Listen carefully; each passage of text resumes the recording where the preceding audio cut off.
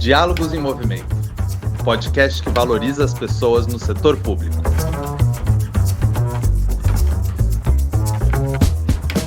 Olá pessoal, eu sou João Pedro Caleiro e bem-vindos ao Diálogos em Movimento, o podcast que valoriza as pessoas no setor público. Esse podcast é uma iniciativa do Movimento Pessoas à Frente, que é dedicado ao debate e à construção da melhoria do Estado a partir das lideranças e da gestão de pessoas no setor público. Nesse episódio, que é o último da temporada, nós convidamos você e os nossos convidados a olhar para 2023 e pensar em como a gente pode melhorar o Estado, deixar o Estado mais eficiente, mais igualitário. Nós também vamos fazer um balanço dos avanços dessa pauta no ano passado, nesse ano que termina agora, olhando para quais são os caminhos possíveis, os futuros possíveis, a partir de 2023. Antes de começar, queria convidar todo mundo a se inscrever no nosso canal no YouTube e, se você está ouvindo no Spotify, também compartilhar com quem você acha que pode se interessar sobre esse assunto. E para quem também quiser participar, nós gostamos muito de ouvir os seus comentários, críticas, reflexões, pedindo sempre que usem a hashtag Diálogos em Movimento. E para não perder nenhuma atualização do movimento, nós também convidamos vocês a nos seguirem nas redes, no Instagram, no LinkedIn e no Facebook, Movimento Pessoas à Frente, tudo junto. E para falar desse assunto, do futuro do tema da gestão de pessoas no setor público, nós temos duas pessoas que têm contribuído bastante para esse debate no Legislativo e na sociedade civil. Temos o Thiago Mitrô, que é deputado federal pelo Partido Novo de Minas Gerais e líder da bancada do partido na Câmara dos Deputados em 2022. O Thiago é presidente da Frente Parlamentar da Reforma Administrativa, foi diretor executivo da Fundação Estudar e presidiu a Brasil Júnior, a Confederação Brasileira de Empresas Júniores. É formado em administração pela UFPR e concluiu o programa de desenvolvimento de lideranças da Harvard Business School. Também temos a Clarissa Maliverne, que é gerente de impacto na Fundação Lehman e integrante do Movimento Pessoas à Frente. Ela é formada em Ciências Sociais e mestre em Administração Pública. E a Clarissa atua há 15 anos no terceiro setor, sempre em parceria com governos. Bom, 2022 foi um ano de muito trabalho nessa área da gestão de pessoas no setor público e 2023 vai ser a mesma coisa. Quais serão as pautas que vão estar colocadas no legislativo e na sociedade nos próximos anos? E quais serão as políticas públicas que serão afetadas por isso? Por uma gestão de pessoas e um serviço público mais focado na gestão de pessoas. Hoje nós temos a PEC 32, conhecida como a PEC da Reforma Administrativa, que é a primeira etapa de um projeto do governo federal chamado de Nova Administração Pública. Ele prevê uma série de medidas para a reforma administrativa do Estado. Essa proposta foi encaminhada inicialmente ao Congresso em setembro de 2019 e um dos seus eixos é estabelecer um novo regime de vínculos e criar condições para a modernização da administração pública. Essa emenda é defendida pelo presidente da Câmara, Arthur Lira, e ele havia comentado no primeiro turno que o texto poderia ir para plenário e avançar na votação ainda esse ano. Mas com o recesso chegando perto agora, é difícil imaginar que a proposição vai ser votada ainda nesse ano.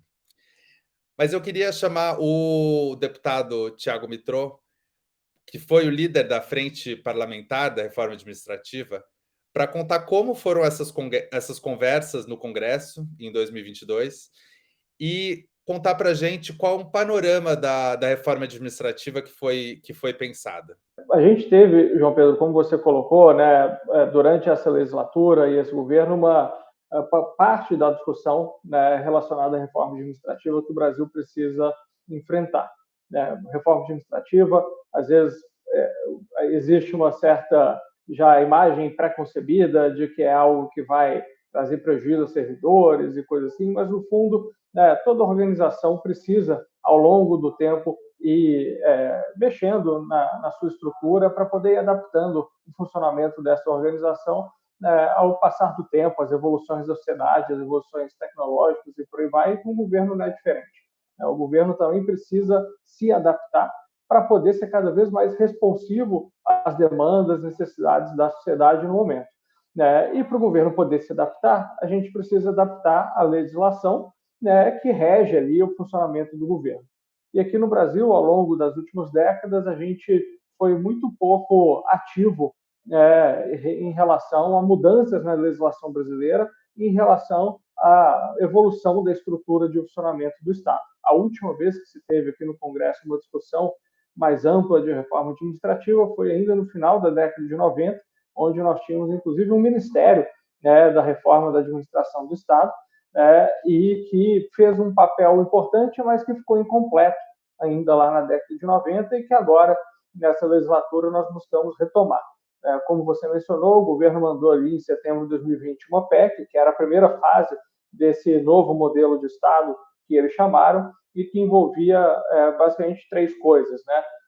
Primeiro, uma questão de eliminação de privilégios que ainda existem em determinados setores do funcionalismo público, na elite ali dos servidores de determinadas carreiras, privilégios como férias acima de 30 dias, aumento retroativo de salário, aposentadoria compulsória como punição, uma série de questões que não cabem mais na sociedade brasileira, talvez nunca tenham cabido, mas hoje em dia menos ainda.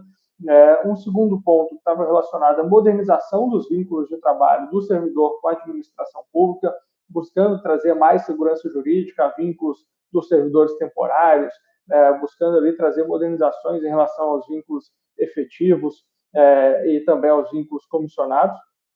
E, por fim, uma inovação que teve aqui na tramitação na Câmara, onde o texto foi muito melhorado, nós tivemos também ali a PEC trazendo a regulamentação da avaliação de desempenho no serviço público, que foi aprovada lá no final da década de 90, naquela reforma que eu mencionei, mas que nunca foi regulamentada e, por isso, nunca entrou em vigor. Então, esse é o conjunto aí de modificações que a PEC 32, no texto que saiu da Comissão Especial, que nós aprovamos em 2021, trazia, mas, infelizmente, não houve ali espaço para que ela fosse votada depois. O governo Bolsonaro tinha suas inúmeras dificuldades de fazer temas avançarem aqui no Congresso e também dificuldades no relacionamento com a sociedade, que acabou prejudicando e contaminando a própria discussão da PEC 32, da reforma administrativa. E, como sempre, grupos organizados que se colocam contra mudanças na estrutura do serviço público, acabou que não houve ali o espaço político necessário para que essa PEC fosse adiante, e menos ainda a possibilidade de que as outras fases da reforma apresentada pelo governo fosse sequer enviada aqui para a Câmara. Agora, os problemas não mudaram. A legislação brasileira continua precisando passar por modificações, como eu falei, para modernizar a estrutura do Estado, adaptar essa estrutura para os tempos atuais e futuros, e também eliminar privilégios que ainda persistem dentro da elite da administração pública aqui no Brasil. A gente ainda tem uma incerteza grande em relação ao próximo governo. Agora, com essa mudança de governo, que eu imagino que a PEC 32 acabe não prosperando, não porque o texto que saiu da Comissão Especial seja ruim, mas porque ele está, de certa forma, já carimbado, e na política, infelizmente, tem essas coisas, mas como carimbado como um projeto do governo Bolsonaro, e acho que o novo governo Lula não vai querer, talvez, aproveitar algo que tenha esse carimbo, mas os problemas persistem e eu tenho expectativa de que, com a discussão na sociedade civil já muito mais avançada do que estava antes do envio dessa PEC, em próprios setores do governo e de servidores que vão permanecer, obviamente, com a troca de governo. E aqui no próprio parlamento, no ambiente político, onde a discussão ao menos foi reiniciada depois de 20 anos parada e houve alguma evolução, espero que a gente tenha espaço para continuar o debate e poder começar a resolver alguns desses problemas. Obrigado, Thiago. Antes de passar para a Clarissa, queria só uma clarificação, pensando agora especificamente no futuro. Essa foi uma proposta de emenda à Constituição, mas tem vários temas que você listou. Esses temas são necessariamente constitucionais ou eles podem ser tratados por outros leis comuns, leis complementares? Só para entender, já que você falou que essa PEC provavelmente não vai ser continuada neste formato. Qual seria a possibilidade de talvez puxar alguns desses temas em formato que não seja uma PEC? Olha, a reforma administrativa, eu costumo fazer um paralelo com a reforma tributária, né? A reforma tributária muito se discute também, há muito não se avança, mas ela está sempre em torno ali da discussão de uma PEC, né? Hoje a PEC 45 que está aqui na Câmara, ou 110 que está no Senado, etc., e que, se aprovada, vai resolver aí 80, 90% da complexidade do nosso sistema tributário.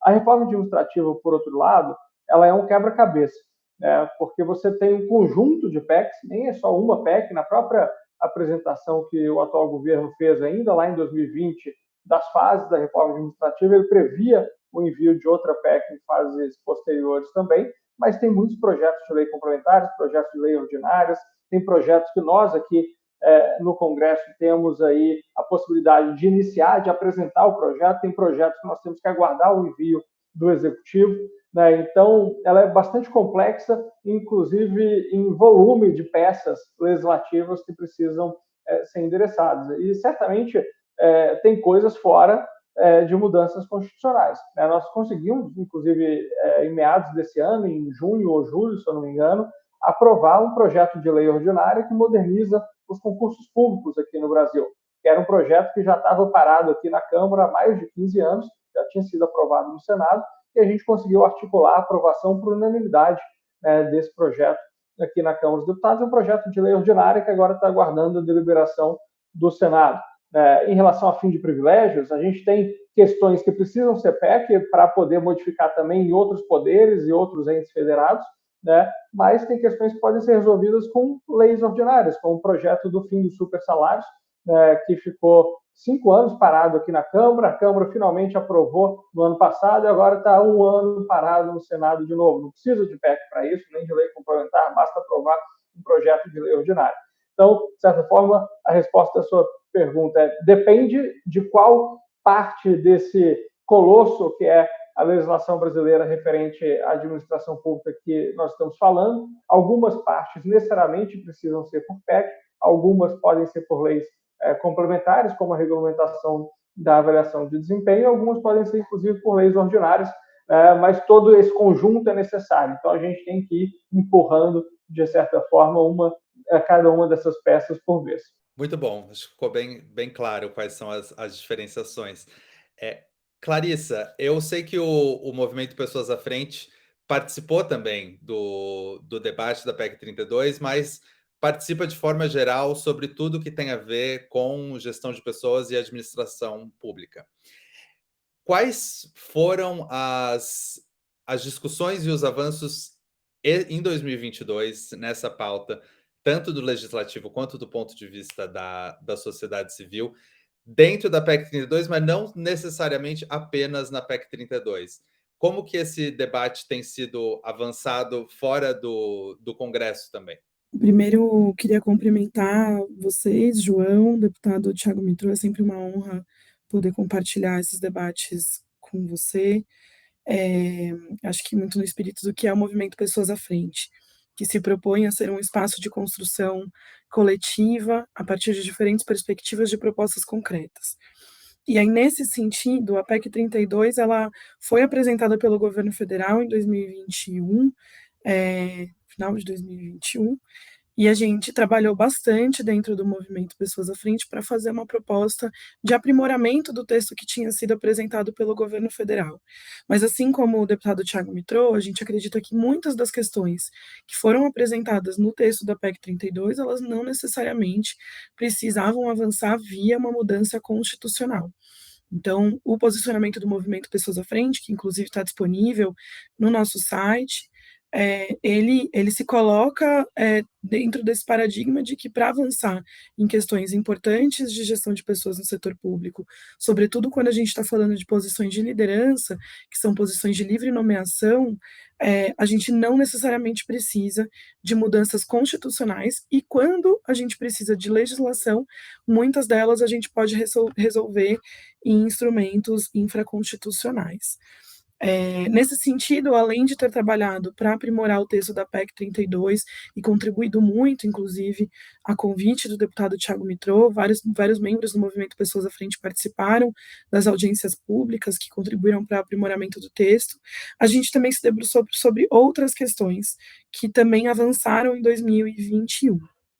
Acho que o primeiro ponto foi a aprovação da medida provisória 1042, que reorganiza os cargos em comissão e as funções gratificadas, e entendendo que existia ali uma oportunidade de apresentar algumas emendas, o Movimento Pessoas à Frente criou um grupo de trabalho que conseguiu incidir para a aprovação dessa medida provisória com modificações que trouxeram algumas bases para que a gente pudesse criar no Brasil um sistema de alta direção pública, por exemplo, a transparência sobre a pessoa que está sendo nomeada, com o seu currículo e os critérios para a ocupação daquela posição, bem como suas atribuições.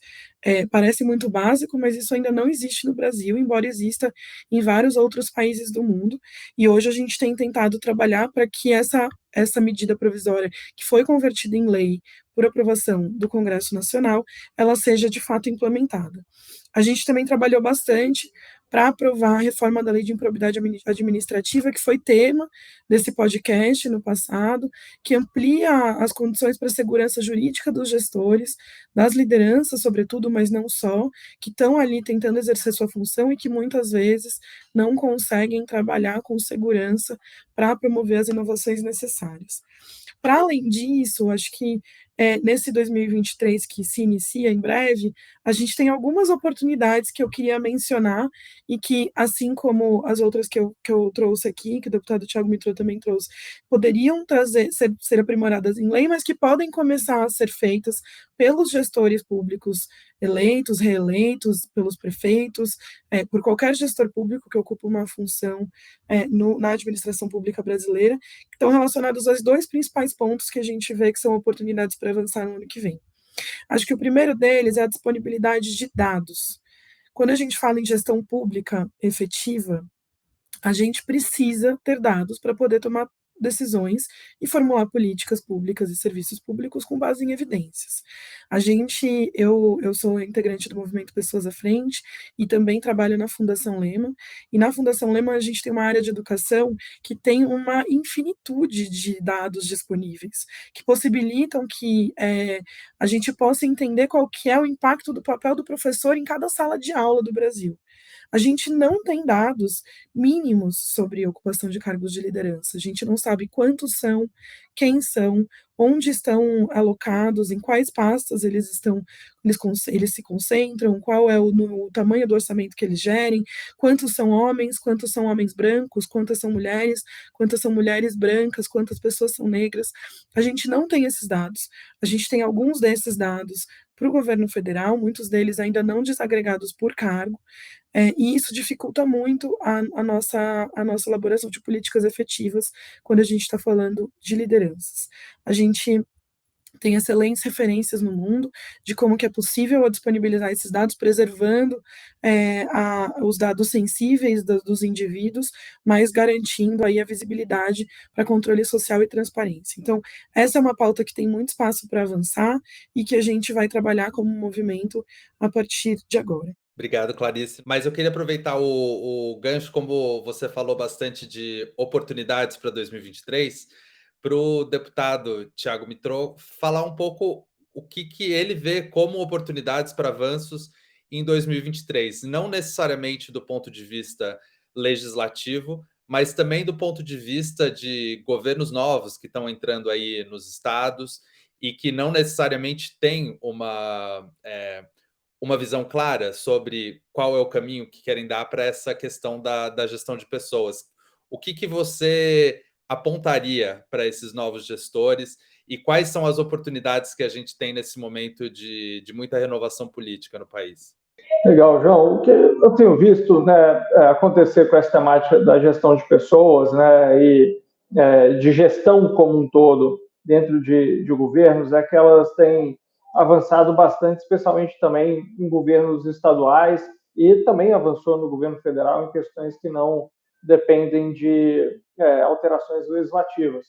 Pegar um tema, né, que o movimento trabalha bastante também, que é a questão de processos de seleção para cargos técnicos em governo, até cargos de primeiro escalão. A gente teve no governo federal a ENAP fazendo um grande trabalho de ser ali uma organização que funciona não só como escola de administração pública, mas como escola de seleção e qualificação de servidores para colocação em vagas técnicas. E tivemos governos estaduais, desde o governo de Minas, que eu conheço melhor, até governos de inúmeros outros partidos, de esquerda, de direita, adotando critérios de seleção técnicos para nomeação de cargos comissionados. Esse era um tema que há 10 anos atrás era raríssimo você ver serem tratados com tanta seriedade por tantos líderes políticos de diferentes espectros, e que agora parece que pegou, digamos assim, de certa forma, né? Assim como o debate educacional, né, que a Fundação Rema, que a Clarice também mencionou aqui, trabalham muito bem, né, que avançou muito, e temos agora várias pautas consensuais em inúmeros governos, como o ensino médio integral, né, que 25 dos 27 governadores declararam que queriam expandir suas redes de ensino integral em seus planos de governo. Espero que o tema de gestão de pessoas também floresça e passe a ser um tema consensual dentro dos políticos brasileiros. Novamente, a gente viu esses avanços acontecerem em governos estaduais, aqui no governo federal, e agora temos que garantir que os avanços dos atuais governos que estão saindo vão permanecer nos novos governos ou nos governos reeleitos e vão ser expandidos também para outros governos que ainda não passaram a adotar. E, novamente, inúmeras dessas mudanças não precisam sequer de alteração legislativa.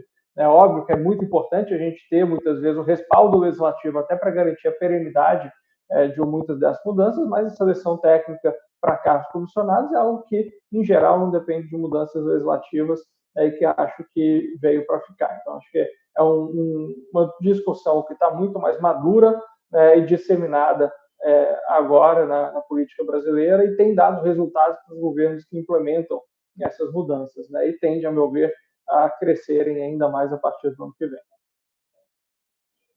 Clarice, eu vi você concordando aí. Eu sei que o Movimento Pessoas à Frente tem um diálogo constante com esses gestores. Eu queria saber como que esse diálogo tem sido e qual é a abertura que vocês sentem em relação a estes novos governos ou aí os próximos anos em relação a essa pauta. Os gestores estão mais sensibilizados? Isso está entrando mais forte na pauta, na visão de vocês que têm trabalhado com isso já há algum tempo? Concordo muito com os comentários do Thiago, e acho que a gente vem acompanhando ao longo dos últimos 4 anos essa implementação que vem acontecendo nos estados. Foram alguns estados brasileiros, o Thiago citou Minas Gerais, mas existem vários outros estados que avançaram na implementação de políticas para lideranças, e a gente estava muito apreensivo com essa mudança de gestão, em dúvidas de se seria possível dar continuidade a esse trabalho, né? Tanto nos estados atuais quanto nos futuros. O Movimento Pessoas à Frente fez um trabalho ao longo do período eleitoral de apresentar as nossas propostas aos candidatos, aos governos estaduais, principalmente, e apresentar cartas compromisso para que eles pudessem implementar essas políticas em seus estados, se eleitos. O movimento é um movimento que está trabalhando com a agenda, mas não implementa, mas existem outras organizações que estão trabalhando para apoiar governos estaduais, prefeituras e mesmo o governo federal na implementação dessas políticas. Acho que isso é uma conquista da sociedade civil, ter feito com que essa pauta deixasse de ser uma pauta vista no Brasil como uma pauta liberal apenas, e uma pauta de Estado. Acho que hoje 75% dos países da OCDE têm políticas para lideranças, vários países que não são da OCDE, mas são da América Latina, também são nossa referência de implementação, e acho que o Brasil dá um passo muito importante ao continuar avançando de forma consistente na implementação dessas políticas, ainda que a gente precise de mudanças legislativas para garantir a perenidade, como o deputado já falou aqui, não quero repetir. Então, acho que sim, vejo um cenário de muita abertura dos governadores para a implementação dessas políticas, porque viram que funciona.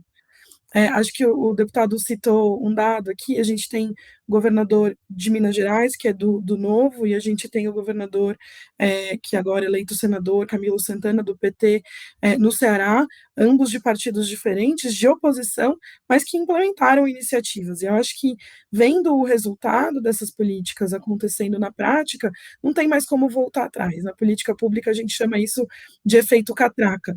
Quando você passa para o outro lado, você já não consegue mais voltar, tanto porque a sociedade civil defende que se continue, quanto porque os próprios servidores e gestores públicos que implementaram e viram o quanto foi positivo, quanto os próprios governantes que puderam contar com equipes aptas, preparadas, com as competências necessárias, trabalhando ao seu lado, viram o quanto isso fez diferença e querem dar continuidade. Então, acho que é a prática mostrando que dá certo, abrindo portas para que a gente possa avançar com ainda mais consistência no Brasil a partir do ano que vem. É o poder do bom exemplo e o poder do resultado prático, eles são bem extensos. Tiago, logo no começo da sua primeira resposta, teve um aspecto que foi citado da questão do desempenho. É uma questão, às vezes, complicada, porque às vezes existe a lei, existe a regulamentação, mas na prática essa gestão do desempenho não está acontecendo de forma a dar os resultados esperados. Eu queria também que você comentasse um pouco o que pode ser pensado para 2023 nessa parte de como medir desempenho, premiar o bom desempenho, porque isso tem um efeito multiplicador, né, dentro do serviço público, e a gente quer que os melhores servidores sejam premiados pelos seus esforços e que as melhores pessoas estejam nos cargos de liderança. Como que isso está sendo pensado? Certamente, João. Quando essa discussão ela não é nova, né? Ela já começou lá atrás, inclusive na PEC lá da reforma administrativa da década de 90, final da década de 90, incluiu na Constituição, né, a possibilidade de desligamento por insuficiência de desempenho. Essa discussão começou lá atrás, talvez com um viés mais negativo. Temos que desligar os servidores com mau desempenho no setor público. Né? E, de fato, acho que é algo que é passível aí de ser implementado e que é necessário em muitos casos, mas acho que é uma ótica muito limitada da questão maior de desempenho. Acho que é algo que foi evoluindo, por mais que a legislação não tenha evoluído e essa cláusula inserida lá na Constituição nunca tenha sido regulamentada, a discussão em torno de desempenho evoluiu bastante. Parando de ter só esse viés da avaliação de desempenho para permitir o desligamento dos servidores com suficiência de desempenho e olhar essa visão da gestão de desempenho como um todo, e disso ser tratado de forma natural dentro do setor público. Afinal de contas, né, todos nós precisamos o tempo inteiro saber como que a gente está indo, né, dentro da execução de determinada tarefa, dentro do atingimento de determinado resultado. É algo que o setor privado, ao longo das últimas décadas todas, evoluiu muito, né? Você vê, onde eu trabalhava antes, né, tem um roteiro parecido com onde a Clarice trabalha, e a avaliação de desempenho é algo recorrente, faz parte da cultura. Os próprios funcionários pedem para ter a sua avaliação de desempenho, porque eles querem saber como que eles estão, como que eles podem melhorar, o que eles precisam fazer para poder crescer mais rápido, assumir maiores responsabilidades. Né? No setor público isso sempre foi um tabu, ainda é, em certo grau, e com esse viés negativo. Né? Isso que a gente vê, e, inclusive, propostas legislativas, né, que a gente viu, a própria PEC 32 trouxe uma parte relacionada a isso, acho que já estão abordando esse tema da avaliação de desempenho com esse viés mais holístico, digamos assim, mais completo, de enxergar o tema como uma gestão de desempenho como um todo, que vem, primeiramente, em benefício do próprio servidor, né, para que ele possa receber feedback de como que ele está caminhando, né, e tudo mais, né, e também em benefício da sociedade. A sociedade que paga a conta da administração pública, ela também quer ter ali estímulos, né, para que os servidores possam cada vez desempenhar melhor a função deles, porque daí ela vai ser beneficiada. Então, ainda que a gente não tenha evoluído tanto na questão legislativa, acho que a discussão e o formato dessa discussão avançou, né, e a gente precisa agora fazer isso, de fato, se efetivar em práticas dentro dos governos e em mudanças legislativas que vão poder fazer essas práticas se fixarem. Foi bem importante esse destaque que gestão do desempenho não tem nada a ver com estigmatização do servidor público ou qualquer tipo de caricatura, é justamente o contrário, é dar ao servidor público as mesmas condições de melhora do próprio desempenho, de desenvolvimento de carreira, que eles teriam numa instituição bem estruturada no setor privado ou no terceiro setor. Clarissa, qual é a visão do Movimento Pessoas à Frente sobre essa questão da gestão do desempenho? Quais são os caminhos possíveis para essa pauta avançar? Isso também está sendo feito dentro dos estados? Isso tem experiências interessantes que a gente pode pensar que funcionaram ou têm funcionado na prática? É super importante a gestão do desempenho, né? Eu não quero repetir de novo as coisas que o deputado Thiago Mitrô falou, mas acho que é importante reforçar que o Movimento Pessoas à Frente tem uma proposta para a gestão do desempenho, que também está disponível no nosso site, e a gente está olhando muito para a gestão de desempenho com foco nas entregas para a sociedade. E a avaliação de desempenho do servidor, ela é uma consequência disso e ela é um pedaço disso, mas ela não é o objetivo fim. O objetivo fim de ter uma gestão do desempenho no setor público brasileiro é que todo servidor, e sobretudo as lideranças, e o nosso foco no movimento são as lideranças, saiba o que está fazendo e para quem está fazendo. Acorde todos os dias sabendo o que está perseguindo naquela função. Que tenha um plano, que tenha metas claras, que tenha metas mensuráveis e que possa fazer isso junto com a sua equipe. O movimento defende muito que a gente olhe para equipes, para órgãos, para unidades e não necessariamente para o indivíduo sozinho, porque se é verdade que ninguém faz nada sozinho no mundo, no setor público isso é verdade ao cubo, porque a gente está falando de organizações que estão lidando com problemas muito complexos. Então, a gente também entende que é importante ter a clareza de qual é a entrega, de ser uma entrega mensurável, de que tem uma rotina para acompanhar essa entrega, e de que eu possa fazer isso também olhando para as capacidades de uma equipe que esteja ali olhando junto para aquele resultado que está sendo buscado.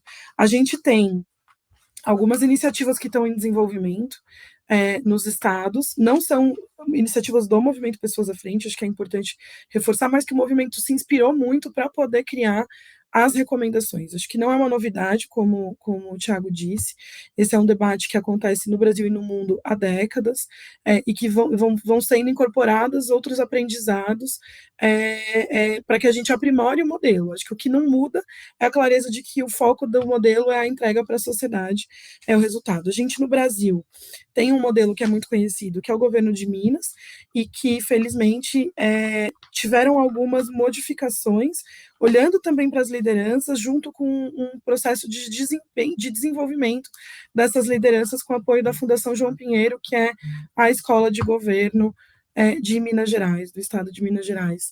Então, acho que esse modelo de Minas é muito interessante, porque ele olhou para todos os subsecretários do estado de Minas Gerais e desdobrou metas atreladas ao plano estratégico para os 4 anos de governo, mas não deixou os líderes sozinhos perseguindo essas metas. Isso é muito importante de modelos de gestão de desempenho que a gente tem estudado ao redor do mundo. A gente também olha para ter uma meta, mas para ter um processo de desenvolvimento que permita, né, que dê as condições necessárias para que essas lideranças de fato entreguem os resultados. Então, criando rede, desenvolvendo competências, eventualmente dando uma capacitação específica para aquele problema que é um problema novo que a gente ainda não sabe resolver, e isso o governo de Minas conseguiu fazer com a Fundação João Pinheiro, mas a gente tem, por exemplo, o estado de Sergipe, que é um estado muito menor e que conseguiu fazer a gestão do desempenho para todas as suas 10 lideranças regionais que estão olhando para a implementação das políticas educacionais.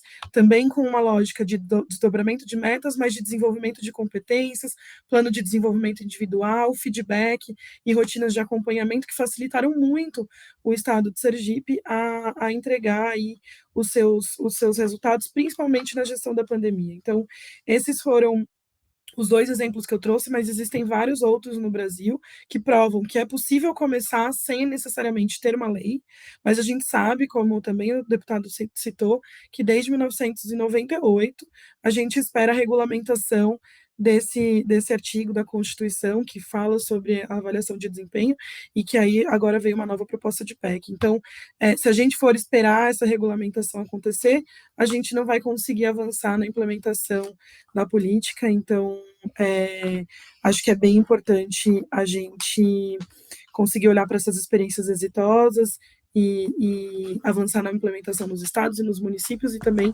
no governo federal. Lembrando que tudo que a gente está falando aqui, no final, é por um único objetivo, que o serviço público seja melhor, que as políticas públicas sejam efetivas. Tudo isso, o grande objetivo é que a população seja melhor servida pelo Estado.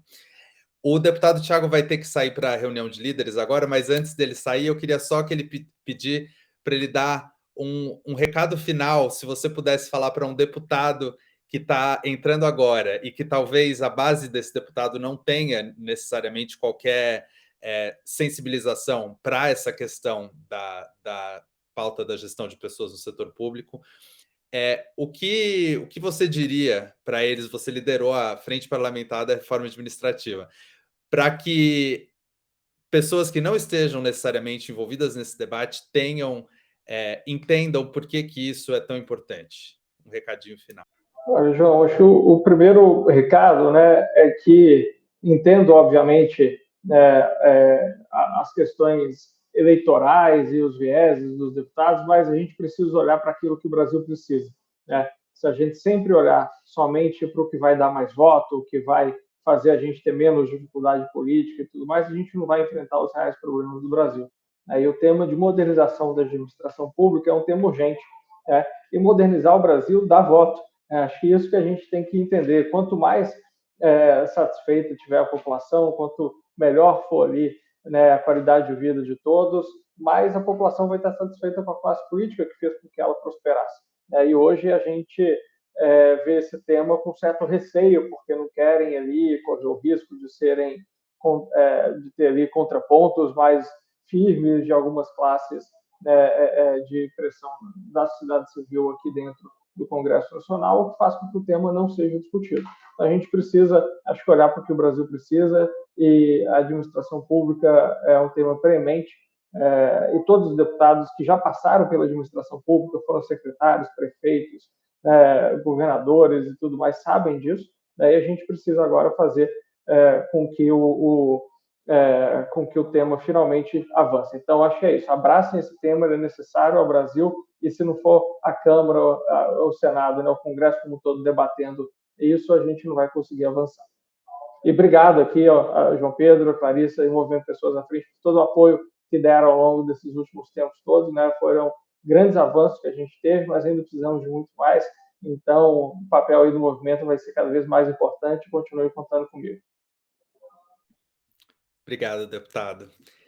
Clarissa, ficamos nós. Eu queria trazer de novo, antes da gente terminar, o tema da diversidade no setor público, que nós sabemos que existe, especialmente nos cargos mais altos da administração pública, uma falta gigantesca quando se pensa na diversidade da população brasileira, na representatividade dessa população e das minorias dentro do governo, e que isso tem impacto nas políticas públicas também, como elas são pensadas, como elas são feitas. E eu queria que você contasse um pouco como que isso tem sido pensado dentro do movimento Pessoas à Frente. Nós temos, em 2023, a Lei de Cotas Sociais e Raciais no Ensino Superior vai completar 10 anos, tem um instrumento que deu certo. Quais outros instrumentos estão sendo pensados? Quais outras iniciativas? E qual é o papel do movimento Pessoas à Frente nessa pauta? Excelente pergunta, João. Acho que o Brasil é um país que foi construído em cima do racismo. É um país que tem um racismo institucional muito forte em todas as suas organizações.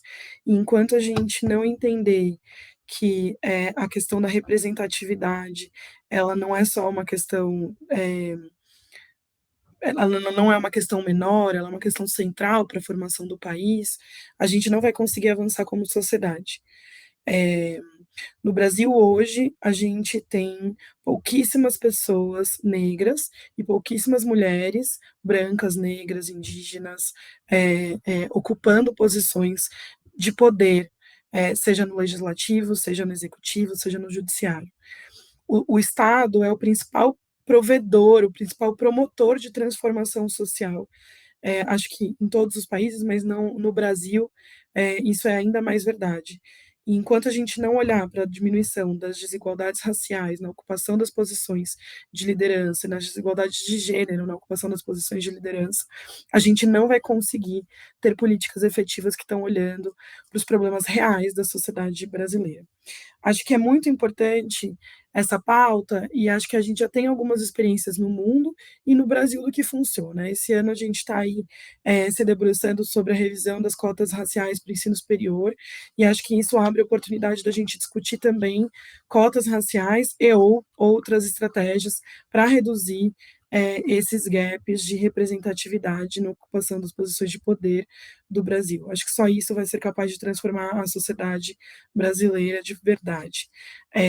A gente, no movimento Pessoas à Frente, criou um grupo de trabalho com o apoio técnico de uma consultoria antirracista, que chama MAIM, que tem nos apoiado na construção a partir de um diálogo, que essa é a marca do movimento, é muito importante, o movimento não traz nada pronto, a gente tem, acho que o movimento principalmente coloca pessoas que pensam de diferentes formas, que têm diferentes backgrounds, diferentes perspectivas, para sentarem em torno de um problema e propor soluções concretas e reais. E foi isso que a gente fez nesse segundo semestre de 2022, a gente criou um grupo de trabalho de equidade étnico-racial no setor público, a gente discutiu as questões históricas, as questões de branquitude, as questões de racismo no Brasil, e a partir dos dados, dos escassos dados que existem hoje, a gente está preparando algumas propostas que vão ser lançadas assim que possível. A gente está na fase final de consolidação desse documento para poder apresentar uma proposta para os gestores eleitos, para que a gente possa começar urgentemente a mudar essa realidade. Acho que esse é um documento de recomendações, de coisas, de novo, que podem começar a ser feitas imediatamente e outras que precisariam de legislação para poderem avançar com a profundidade, com a celeridade que o Brasil precisa. Mas foi muito interessante ver que dentro do próprio grupo de trabalho, a partir de um letramento que foi sendo promovido para aquelas pessoas, muitas delas nunca tinham parado para pensar sobre esse problema, embora seja um problema muito central na sociedade brasileira, tem muita gente que nunca parou para pensar sobre isso, que já começaram a fazer coisas na sua realidade. Então, acho que isso é muito potente, assim, você conhecer o problema, saber o que pode fazer e fazer isso com as pessoas que têm o poder, a caneta e o orçamento na mão para, de fato, promover as ações necessárias para transformar essa realidade. Então, é isso que o movimento tem feito. A gente tem tentado se basear em alguns dados, mas eles são muito escassos, então, junto a essa pauta também vem a outra pauta que eu já tinha mencionado anteriormente, da importância da gente ter mais transparência e disponibilidade de dados nesse tema de lideranças do setor público, principalmente para poder tomar as melhores decisões. Sobre isso, o último ponto, essa semana o BID lançou um relatório muito interessante comparando 15 países da América Latina em relação à equidade de gênero nas posições de liderança. E o Brasil é o pior país de 15 países da América Latina analisados. O pior país, em termos de gênero. Esse relatório ele é excelente, mas ele não está olhando ainda para mulheres negras. Quando a gente olha para mulheres negras, a gente tem um dado que ele é estarrecedor, que é o fato de que ocupando as posições mais altas de governo, de das 5 e 6, a gente tem, respectivamente, apenas 5% e 2% de mulheres negras hoje no Brasil. Isso são dados de 2020, que são os dados que estão disponíveis. Então, pode estar um pouquinho melhor, pode estar um pouquinho pior. A gente não sabe, o que a gente sabe é que é inadmissível que a gente tenha 50% da população brasileira se declarando negra, a gente tem apenas 2% nos mais altos cargos do Brasil.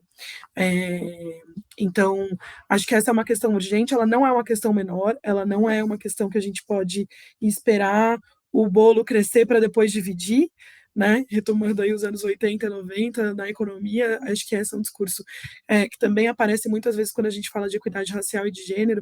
A gente primeiro precisa resolver esse problema aqui para depois olhar para essa outra questão.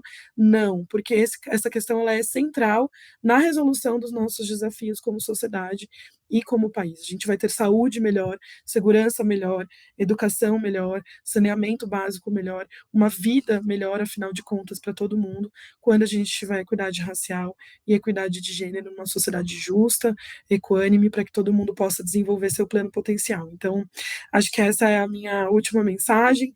O Movimento Pessoas à Frente está muito comprometido com essa pauta, tem uma equipe incrível que tem trabalhado muito para trazer essas questões da melhor forma, e acho que a gente tem uma oportunidade, a partir de 2023, de avançar concretamente nessa agenda. Obrigado, Clarissa. Os dados são chocantes e isso é uma coisa que tem que ser tratada para ontem e com pressa. Então, agora o ano começando, é bom pensar que isso tem que estar na cabeça de todos os gestores, todos os deputados, todo mundo que está na administração pública, na sociedade civil, porque o desafio é gigante e não dá para esperar mais para resolver essa questão. Queria agradecer muito a Clarissa, o Tiago, e contar que o deputado professor Israel Batista foi convidado, mas infelizmente teve um problema e não pôde comparecer.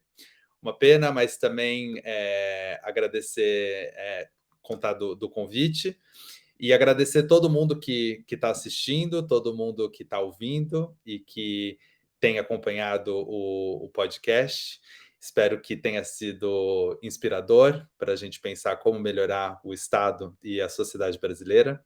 Convidar de novo a seguir a gente nas redes, ouvir os outros episódios e também compartilhar com outras pessoas para a gente trazer essa pauta para uma população mais ampla.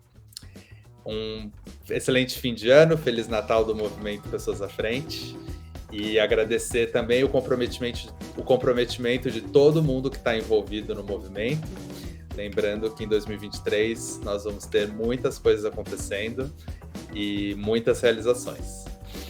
O podcast Diálogos em Movimento é uma iniciativa do Movimento Pessoas à Frente, que é dedicado ao debate e à construção da melhoria do Estado a partir da gestão de pessoas que atuam no setor público. Obrigado, Clarissa. Obrigado ao Tiago também, que teve que sair mais cedo. E obrigado a todo mundo que está ouvindo. E até a próxima, até o ano que vem.